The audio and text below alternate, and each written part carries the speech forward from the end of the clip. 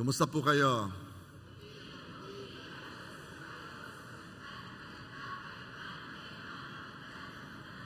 Amen, amen. Okay? Ang one day, definition of terms muna tayo. Ang one day ay malaking favor or blessing ni Lord. Ito'y blessing na bumabago sa takbo ng buhay. Tulad ni Joseph, ang one day niya ay nung naging second siya sa Pharaoh. Si David, noong tinalo niya si Goliath. Si Paul, noong na-encounter niya si Jesus sa road to Damascus. Those are one days. And it changed the trajectory of their lives. Ngayon, ang pag-uusapan natin, ang one day ni Ruth. Si Ruth ay isang dukhang balo na napangasawa ang mayamang si Boaz. Ito'y love story. Pero hindi lang ito love story. Ito'y tungkol sa kahit anong one day. Malimit ang topic sa story ni Ruth ay si Ruth. Pero ngayon, we will look kay Boaz. Si Boaz ang ginamit ni God sa one day ni Ruth. Kaya ang title nito, Handa na ang Boaz mo.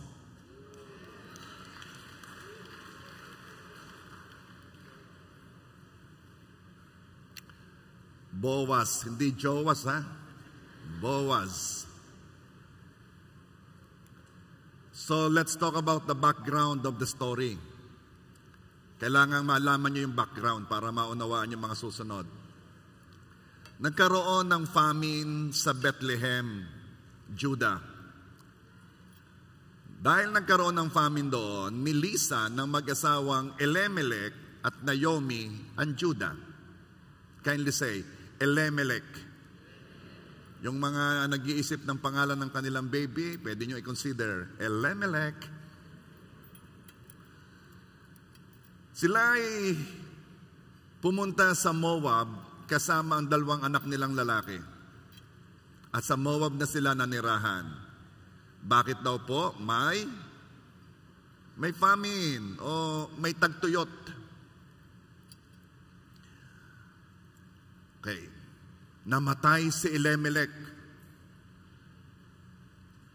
At after 10 years, nag-asawa yung dalawang lalaki, yung dalawang anak. Kaya, maya-maya, namatay din yung dalawang anak na lalaki. So, ang natira na lamang sa sambahayan ay 3 balong. 3 balong babae. Si Naomi, asawa ni Elimelech. Si Orpa, na asawa ng isang anak na lalaki, at si Ruth, asawa ng isang lalaki. Okay? So, nasusundan yung istorya, ha? Okay. Nasusundan yung istorya, ha? Okay. Sa panahong iyon, ang mga babae ay asang-asa lamang sa kanilang asawang lalaki para mabuhay. Cultural. Kaya kahabag-habag ang tayo o ang katatayuan ng mga balo noon. Ngayon, hindi na gayon. Hindi na gayon ngayon. Ngayon, ang mga balo ay nagbo-ballroom, ganyan. Pero nung una, kahabag-habag sila. Okay. Nabalitaan ni Naomi, ni Orpa, at ni Ruth, na wala ng famine sa Judah. Nagpasya si Naomi na bumalik na sa Judah. They were staying at Moab, babalik na sila sa Judah. Sinabi ni Naomi sa dalawa niyang manugang na babae, bumalik na rin kayo sa inyong mga inyong mga tahanan, sa inyong mga magulang, sa inyong mga sa inyong lugar. Bumalik na kayo doon. Si Orpa ay bumalik, pero hindi si Ruth.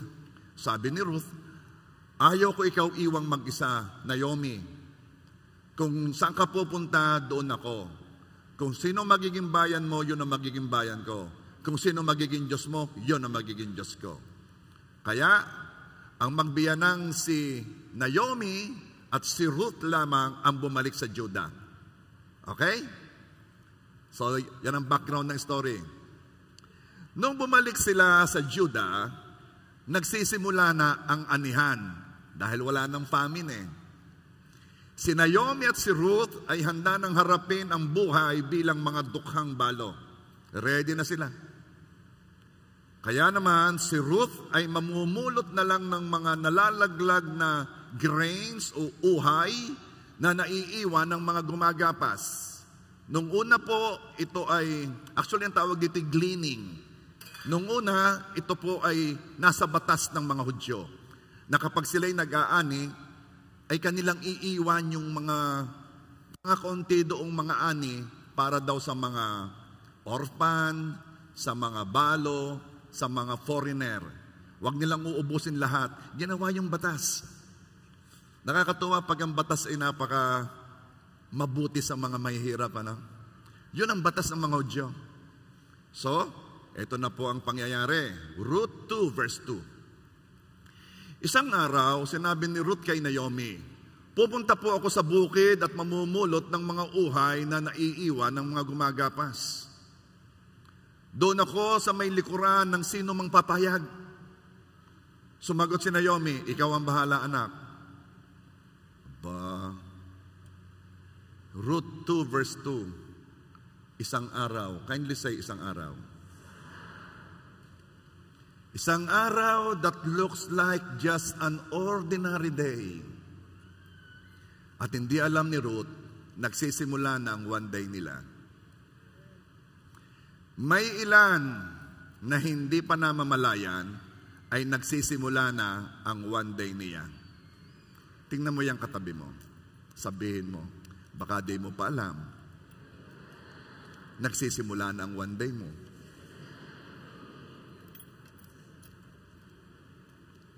Isang araw, pumunta si Ruth sa bukid. Umaasa lang si Ruth na sa araw na iyon ay mayroong umaani na papayag na sumunod siya sa likuran nila para makapamulot ng mga nalalaglag sa inaani nila. Ang hindi alam ni Ruth, inarrange na ni Lord ang one day niya at kumikilos na si God sa Boaz niya. Okay. May tatlong partido, 3 parties na kumikilos sa one day. Ang una, ang mga Ruth. Sila yung humingi at tumanggap ng one day. Sino ditong humingi ng one day? John 16:24, ask using my name and you will receive and you will have abundant joy. Okay? Padalwa doon sa tatlong partidong kumikilo sa one day, ang mga Boaz. Sila naman yung ginagamit ni God para pagpalain ang root nila. By the way, yung root, yun ay symbolikal. Pwede yung babae, pwede yung lalaki. Ang Boaz, pwede yung babae, pwede yung lalaki. It just, sa partido, merong root na humingi at may Boaz na ginamit. Pero alam mo ba yung mga Boaz? Marami kasi mas gusto maging Ruth ano? Pero alam mo mga Boaz, sila'y blessed. Acts 20:35. You should remember the words of the Lord Jesus. It is more blessed to give than to receive. Yan ang mga Boaz. At ang patatlo, sa tatlong partido na kumikilo sa one day, si God. Si God na pinagbubuhatan ng mabubuting bagay. James 1:7. Every good and perfect gift is from above, coming down from the Father of the heavenly lights. Okay. Si God ang nagpaplano at nag-a-arrange ng mga pangyayari. Nagpuposisyon sa mga Ruth sa tamang lugar, sa tamang panahon. Si God ang naglalagay ng desire sa puso ng mga Boaz para pagpalain ang kanilang Ruth. Talaga po, may magagawa ni Lord John na maglagay ng desire sa puso ni Numan? Yes. Diyos siya eh. Philippians 2:13. For God is working in you, giving you the desire and the power or the ability to do what pleases Him. Akala kasi ng mga tao, kung kumilos, akala'y mahina si God eh. Kaya ni God maglagay ng desire sa puso ng tao. Parang ngayon nga eh, tanungin mo ang katabi mo, nakakaramdam ka ba ng desire na ilibre ako mamaya?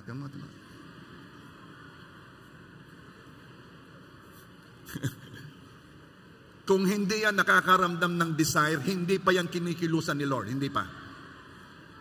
Tingnan natin hanggang mamaya. Tuloy natin ang kwento. Ruth 2 verse 3. Kaya't si Ruth ay nagpunta sa bukid at namulot ng mga uhay. Kasunod ng mga gumagapas.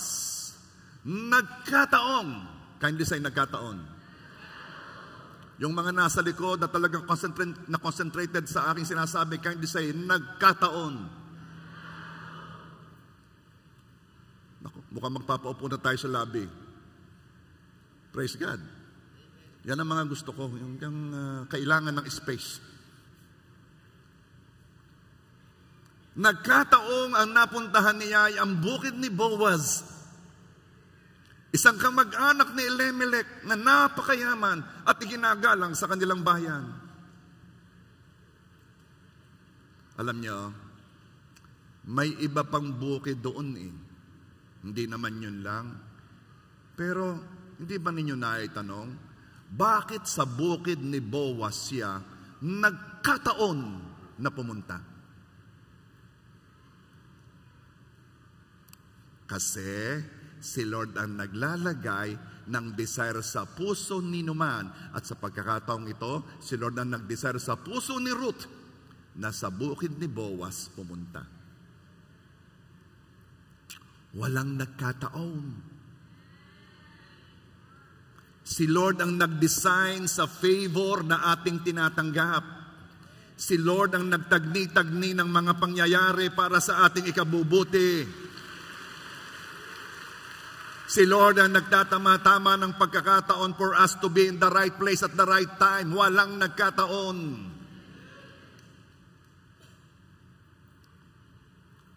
Ruth 2 verse 4. Di nagtagal, kindly say, di nagtagal. Dumating naman si Boaz. Dumating si Boaz. Sa mga tatanggap ng one day nila, iko-connect ka ni God sa Boaz mo. Di nagtagal.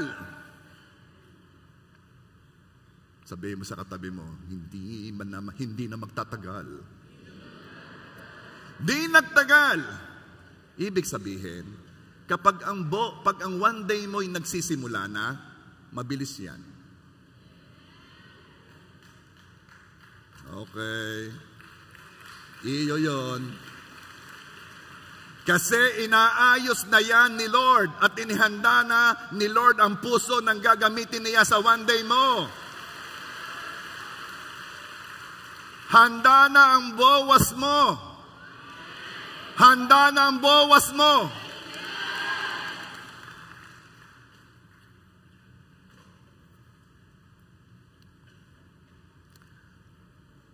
Ang mga Boaz ay mas pinagpala kaysa mga Ruths. Tindi, ano? Mas gusto kong maging Ruth. Pero ang mga Boaz mas blessed. Bakit?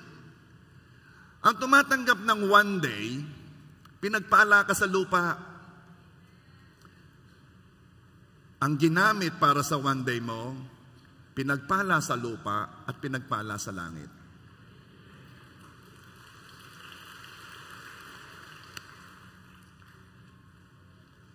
Pastor, paano ko malalaman kung ako ang Boaz? Paano ko malalaman kung ako ang inassign ni Lord para sa one day ng isang Ruth? Okay. Kung ikaw ang Boaz, ito ang mapapansin mo. Mapapansin mo agad ang Ruth mo. Mapapansin mo agad si Ruth. Tingnan mo, yung nasa likod. Itanong mo, si Ruth ka?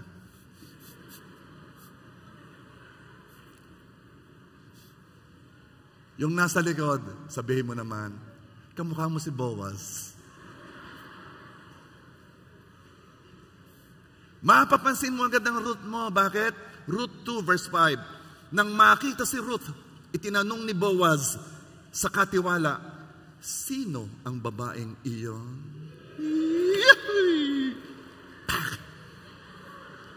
Yung bang habang nagpipickleball? Sino ang babaeng iyon? Kaya kayo gusto ko na rin sa una eh. Kumikilos na ang Diyos sa puso ni Boaz. Kaya napansin niya kaagad ang assignment ni Lord sa kanya. Yes, Ruth, may naka-assign sa iyong Boaz. You can see how God orchestrates the one day. You can see. Kala kasi natin tayo ang No, tatlo ang nakilo sa one day. Si Ruth, si Boaz, si God. Ruth 2 verse 6. Siya po ang Moabitang kasama ni Naomi. Di ba tinatanong ni Boaz, sino ang babaeng iyon? Yan. Siya po ang Moabitang kasama ni Naomi nang umuwi rito mula sa Moab. Sagot ng katiwala. And verse 7. Nakiusap mo siyang makapamulot ng nalaglag na mga uhay. Pinayagan ko naman. Kaya't magang-maga pa'y naririto na siya. Katitigil lamang niya para magpahinga sandali. Pinayagan ko naman. Pinayagan ko naman. Meaning, pwedeng hindi payagan. May authority yon. Kasi pinayagan ko naman eh. Pwedeng hindi payagan. Imagine kung hindi pumayag yung umaani na mamulot si Ruth. Eh di nung dumating si Boaz, wala si Ruth. Sobrang ganda ng plano ni God. God is in the details. Bakit? Bakit ang Diyos ay nasa detalye? Kasi sinisigurado ni God na walang makakapigil sa one day na binibigay niya sa gusto na niyang bigyan. Kanino yun? Kanino yung one day na yun? Alam mo itong J1 Rosario, ito'y oozing with faith. Kaya naman, blessed na blessed kayo. Amen ba?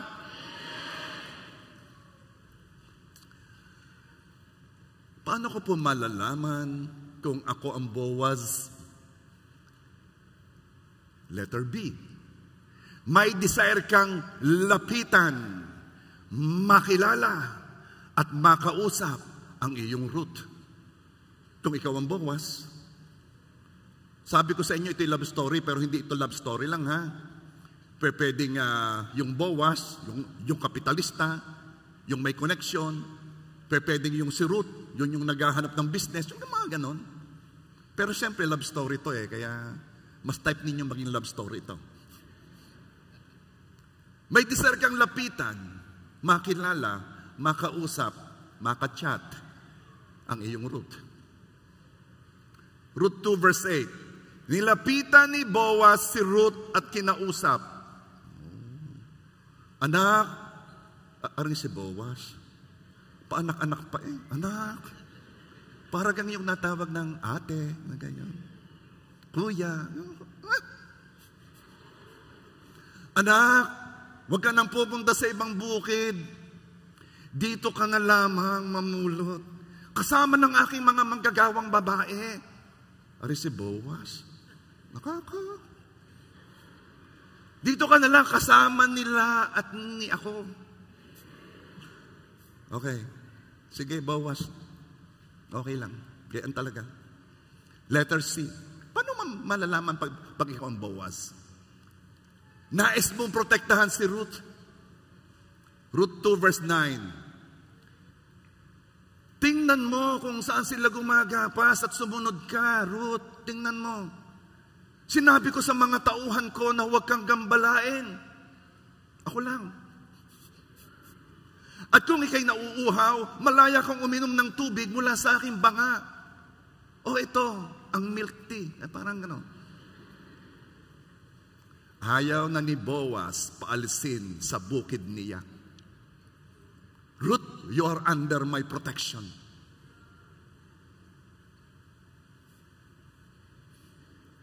At pinagbilinan pa ang mga workers, huwag niyong kukulitin yan ha. Binigyan pa ng mainom.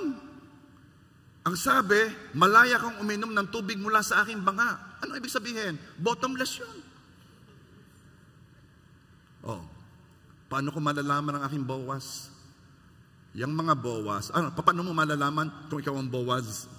Gusto mong tulungan ng Ruth mo, ng tulong na di mo ginagawa sa iba. Kaya kahit si Ruth ay nagtataka. Ruth 2 verse 10, nagpatira pa si Ruth bilang pagbibigay galang at nagtanong, ako po'y isang dayuhan. Bakit po napakabuti ninyo sa akin? Tsaka Boaz, bakit napakabuti mo sa kanya? Ito kasi hindi nare-realize ng mga Boaz na Diyos na ang kumikilos sa kanila upang pagpalain ang kanilang Ruth. Kaya napakaganang loob nila sa mga Ruth. Ang alam lang ng mga Boaz ay gusto nilang tulungan ang Ruth nila ng pagtulong na di nila ginagawa sa iba. At yun, hindi nila alam. Kasi sila'y dala ng kagaanan ng loob nila. Paano ko malalaman, Pastor, kung ako ang Boaz? Masaya ka sa ginagawa mo. Masaya ang mga tumanggap ng one day. Pero iba pa rin po ang joy ng ginamit ni Lord sa one day ng iba. Iba ang joy ng mga Ruth at iba ang joy ng mga Boaz. Ang joy ng mga Boaz ay nasa loob. Nasaan ka si Jolie? Wala. Okay. Noong, alam naman natin ang one day ni Jolie, isang araw may nagbigay ng van sa kanya. Okay? Noong tinanong nila, bakit po ninyo ginagawa ito? Alam mo ang sagot nung nagbigay? Masaya ako Masaya akong gawin ito. Walang reason. Masaya lang. Yan ang mga Boaz. Masaya sa ginagawa.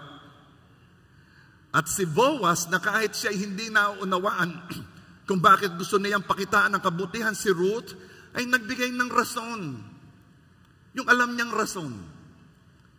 Verse 11, sumagot si Boaz, nabalitaan ko ang lahat ng ginawa mo sa iyong biyanan mula nang mamatay ang iyong asawa. Alam ko ring iniwan mo ang iyong mga magulang at sariling bayan upang manirahan sa isang lugar na wala kang kakilala. Verse 12, pagpalain ka nawa ni Yahweh dahil sa iyong ginawa. Gantimpalaan ka nawa ni Yahweh ang Diyos ng Israel sapagkat sa kanya ka lumapit at nagpakupkup. Ang galing naman ni Boaz. In-spiritual agad Gusto agad maipag-pray. Pero Boaz, may iba pa rin namang tao na may mga mabuting ginawa. Hindi naman si Ruth lang. Bakit kakaiba naman ang iyong pagtingin kay Ruth kaysa doon sa ibang gumawa ng mabubuti rin? Tanggapin mo na, Boaz, na ito lang ang reason. Masaya ka kapag nagagampanan mo ang pagiging Boaz mo. Kaya kayong mga Boaz, hindi nyo mapipigilan yan. Kasi kumikilos tayo kung saan tayo masaya. At ang mga Boaz, masaya na maging Boaz sa kanilang Ruth. Next. Paano ko malalaman kung ako ang Boaz? Nais mong gawa ng kabutihan, specifically ang iyong Ruth.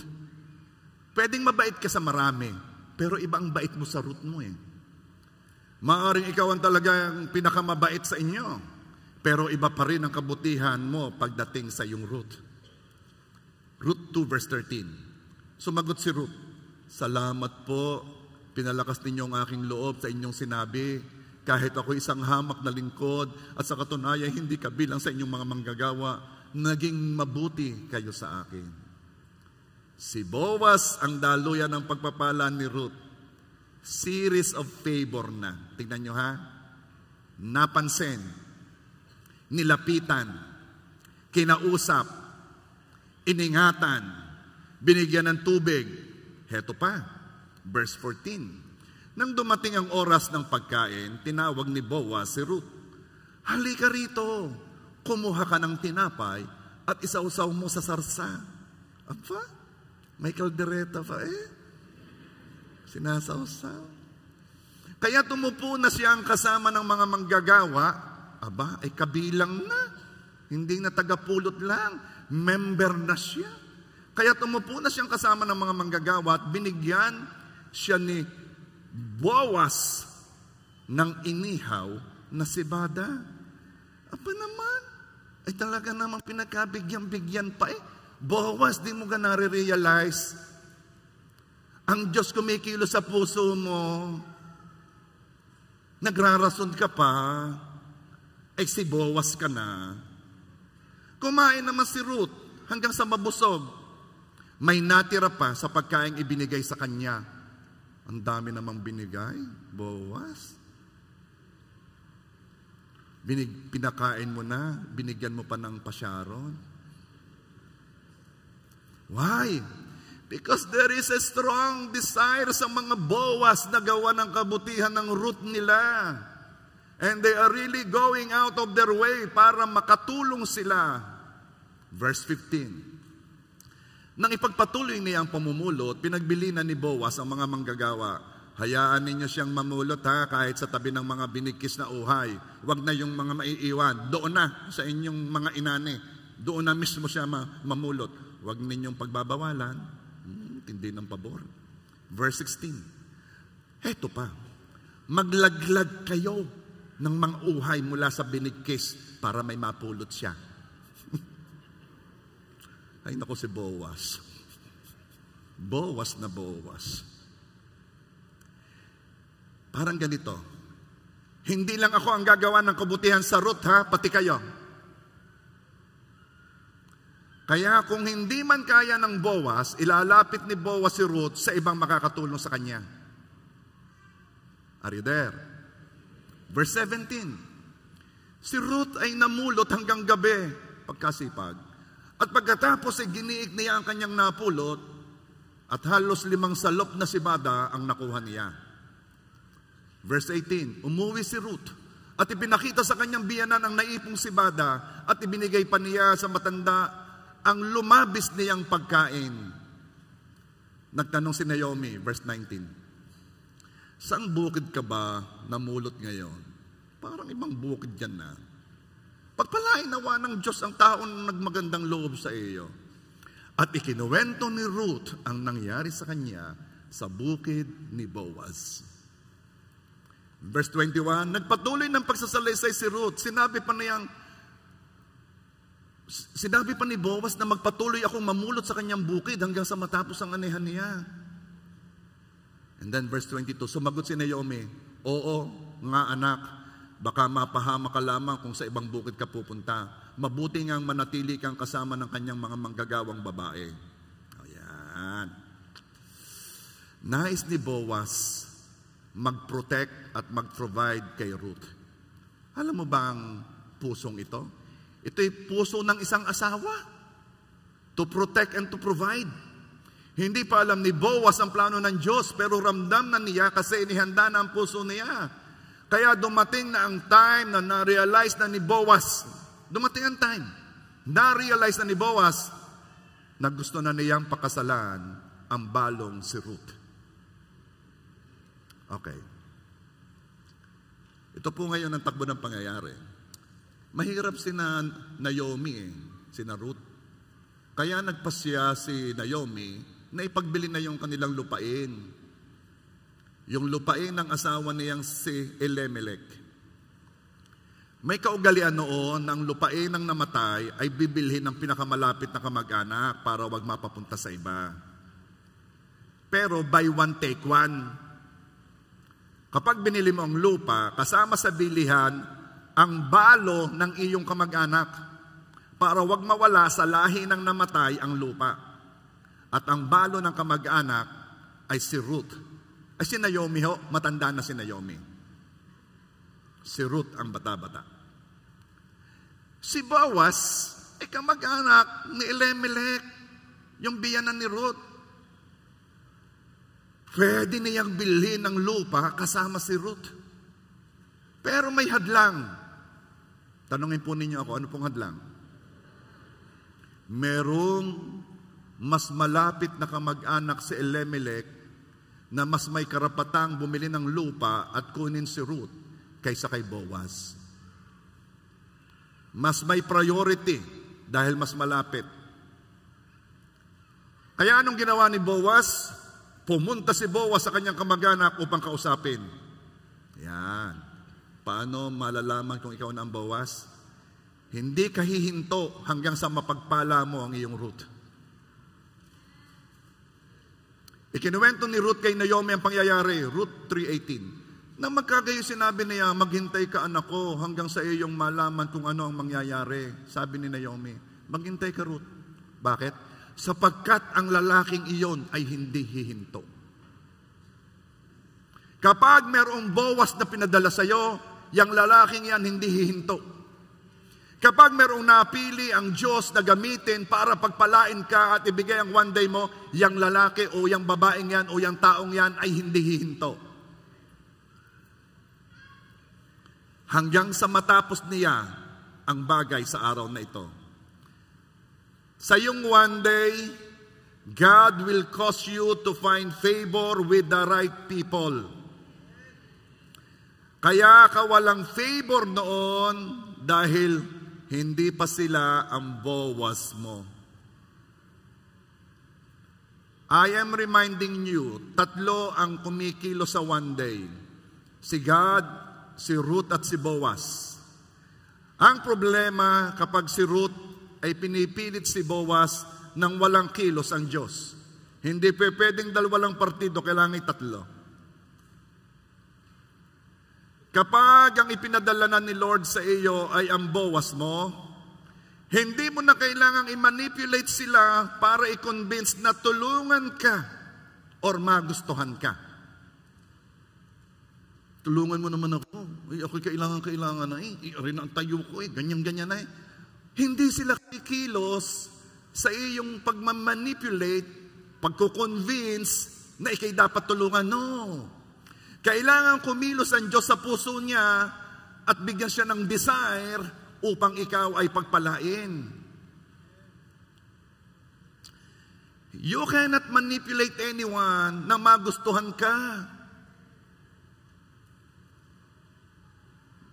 Girls, boys, huwag kang mamamalimos ng pag-ibig.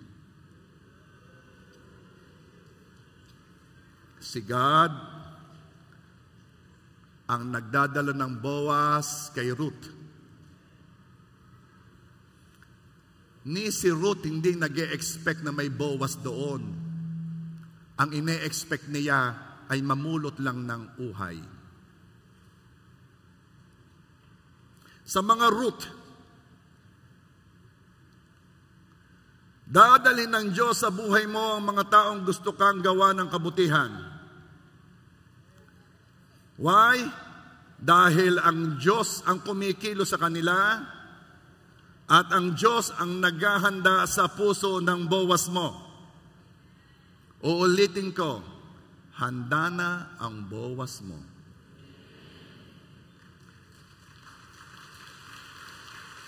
Yes, may mga Boaz. May mga taong ganoon. Ano po yun? Yung hindi hihinto hanggat hindi ka nabibigyan ng one day ni Lord. May tao na gusto ka talagang gawan ng kabutihan. Very unselfish. Mga tao na masaya na ikaw ay blessed. Maaaring maraming beses na ang nakasama mong tao ay naiinggit sa iyo. Malungkot pag ikaw ay blessed. Pero I'm telling you, may mga Boaz na genuinely masayang masaya pag ikay napapagpala.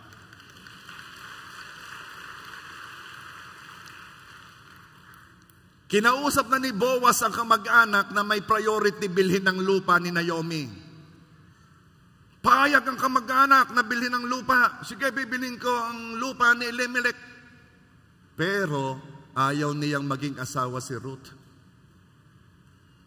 Ay by one take one yan. Kaya si Boaz ang bumili ng lupa at kumuha kay Ruth bilang asawa.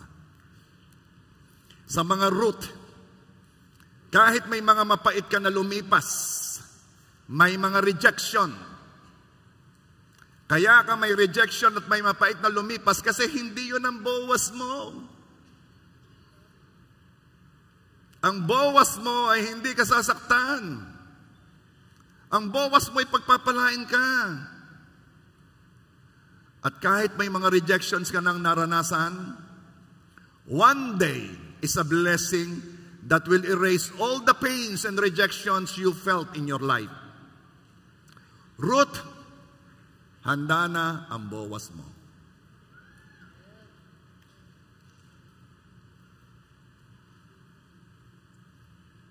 By the way, bago ko malimutan, huwag kayong malilito na ang one day ay talagang basta binibigay kahit kanino. Nasaan po si Ruth noon tumanggap siya ng one day? Nasaan siya? Nasa? Bukid! Anong ginagawa ni Ruth? Nagtatrabaho! Huwag mo namang ipapalit ang one day sa katamaran. Ako na may nananampalataya sa one day. Hindi. Nung tumanggap si Ruth ng one day, nagtatrabaho siya. Bakit po? Bakit po ganon? Bakit hindi pwede ang one day sa tamad? Kasi merong salitang kumikilo sa tamad na nag-uupo sa one day. Ano po yon? Wag pakainin ang tamad. Paano papasok ang one day kung ikay tamad? Ha? Mga gusto ng one day?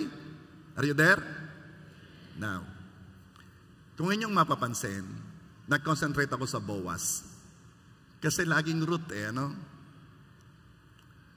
I pray, nakasabay ng paghingi ninyo ng inyong one day, hingin din ninyo na kayo ang maging Boaz. Amen ba? Hayaan ninyong maranasan din ninyo yung kakaibang joy na nararanasan ng mga Boaz. Na sinasabi, masaya akong gawin ito Masaya akong gawin ito. Now, ako ay magdedeklara sa inyo. First Sunday of June. July. Lagi kayong nalilito doon sa June and July. Ibig sabihin, nasa second half na tayo ng year. Okay? At yung one day, nagmamadali yan.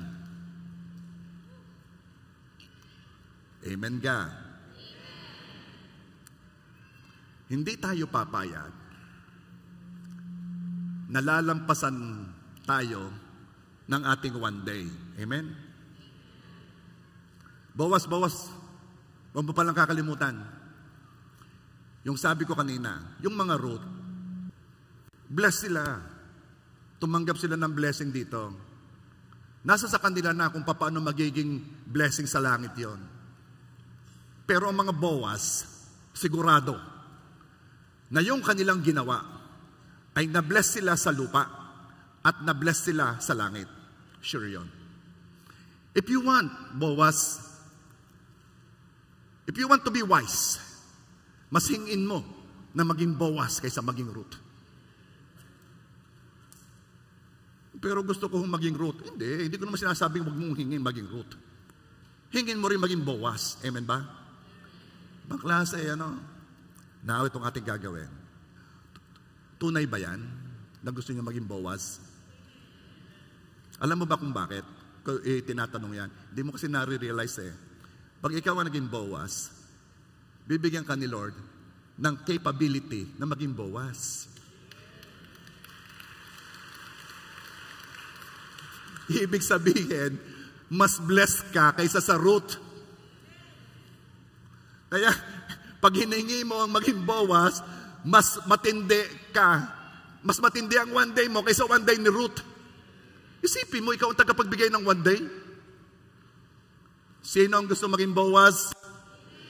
Sino gusto maging Boaz? Now ako'y nagdideklara, hindi lamang marami ang tatanggap dito ng one day, marami dito ang gagamitin ni Lord na sila ang daluyan ng one day ng iba. Kanino yon? Kanino yon? Alam mo, nangyayari ngayon, di tinataas ni Lord ang antas ng pananampalataya mo.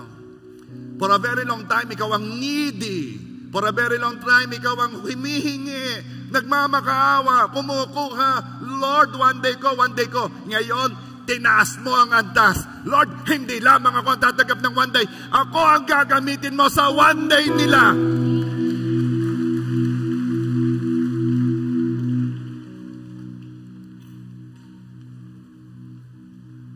Alam mo yung mga Boaz, dadating ang time, dahil hiningi mo maging Boaz, kikilos ka na Boaz. Hindi mo maunawaan kung bakit meron kang urge to bless someone, somebody. Basta masaya ka lang. Pag dumating yung time na yon, wag kang mag-rationalize, wag kang mag-reason out, kasi hindi mo i-reason out yan. Hindi yan mara-rationalize. Bakit? Kasi si Lord ang kumikilo sa'yo. Let me ask you, sino dito ang gustong maging Boaz?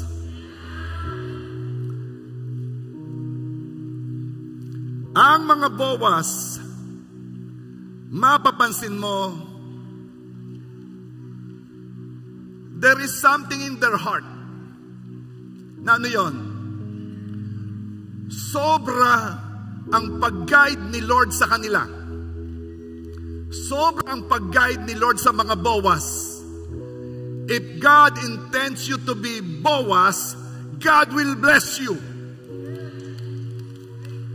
Pag ang hiningi mo, Lord, ako'y maging Boaz, bibigyan ka muna ni Lord ng capability maging Boaz. Kaya mas matalino ang humihingi na maging Boaz. Okay din ang maging Ruth. Masaya yon, okay rin. Pero mga Boaz, iba yan. Iba ang joy nila. And I'm declaring, everyone who comes here, everyone who is hearing this, there is a grace working in your life right now. Itigil mo na ang pagrarason mo. Ikaw ay Boaz. You don't need a reason to be a Boaz. It's enough to say, may desire ako eh. Why? Kumikilos kasi si Lord sa buhay mo.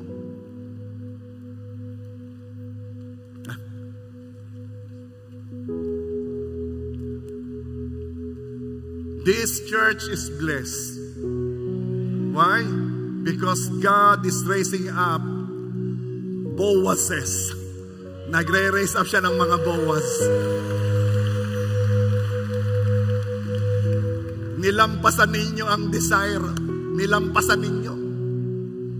Nilampasan ninyo ang desire ng mga Ruth.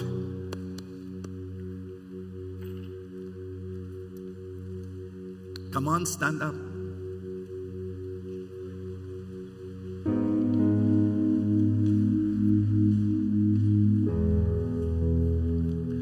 There is an anointing, a Boaz anointing. Because you want to be a Boaz, there is a grace that will work in you. You cannot be a Boaz if you are not capable to be a Boaz. Kaya yung mga kulang sa iyo, Boaz, yung mga kailangan mo para maging Boaz, ibibigay ni Lord yon ng napakabilis.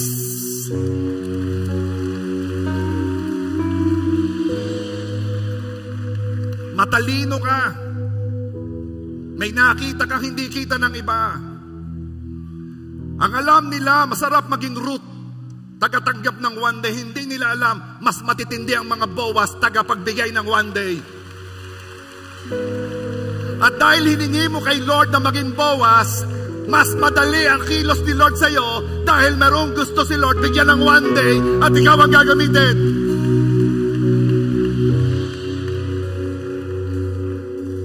Tama na ang pagmamaliit sa sarili mo. Bakit? Dahil ang Diyos ang kikilos sa iyo, hindi ikaw. Siguraduhin mo lamang na yung puso ng Boaz na yan ang tinanggap mo ngayon. The anointing ng Boaz. Father God, I lift up to you the church. I lift up to you JA1 Rosario at lahat ng mga nanonood sa online. I am asking, Lord God, the Boaz anointing.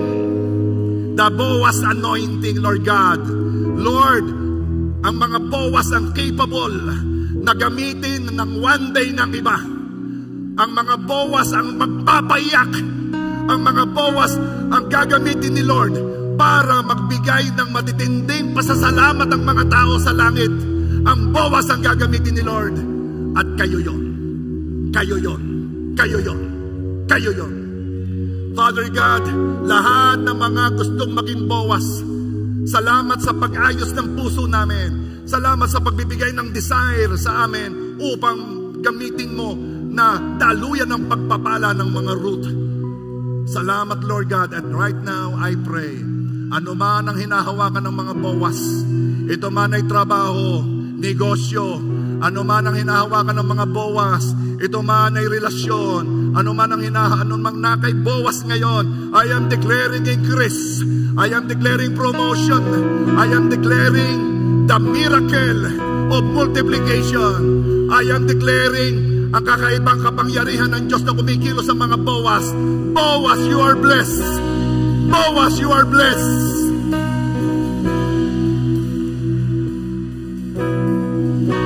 The Lord bless you and keep you.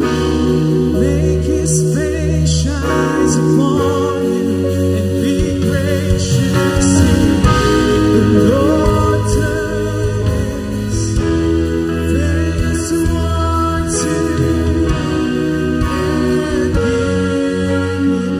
Sabihin mo, ako ang Boaz. Sabihin mo, ako ang Boaz. Online, sabihin mo, ako ang Boaz.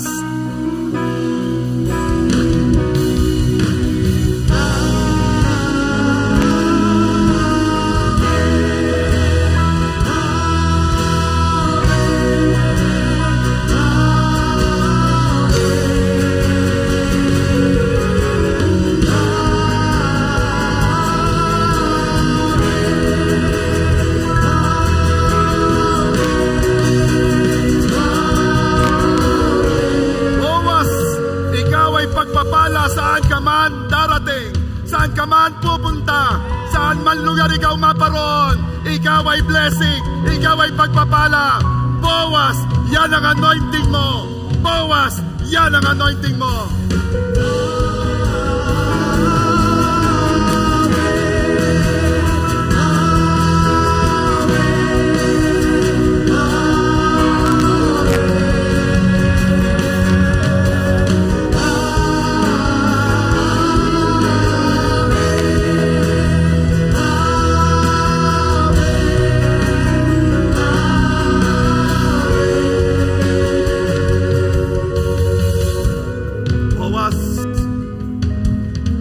Papalapit ka pa lang, masaya na ang pupuntahan mo. Dumarating ka pa lang,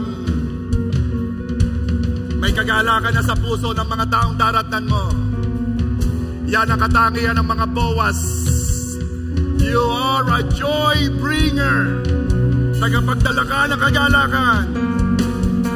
Boaz, Boaz, I declare, lahat na humingi na maging Boaz, I declare, lahat kayo ay Boaz now!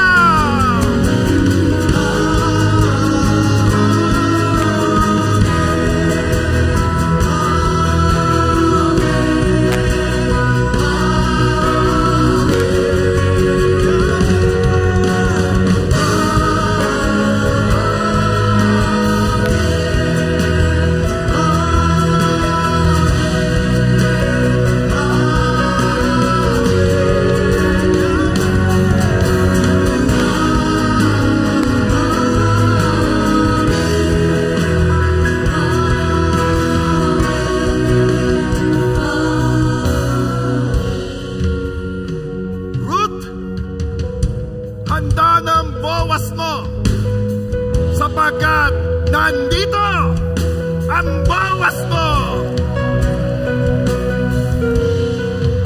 Ruth, kami ang gagamitin sa one day mo. And Lord God, salamat sa pagpapala sa mga Boaz nang lampas sa kanilang iniisip o inaasahan. Sabihin mo ngayon, Ruth,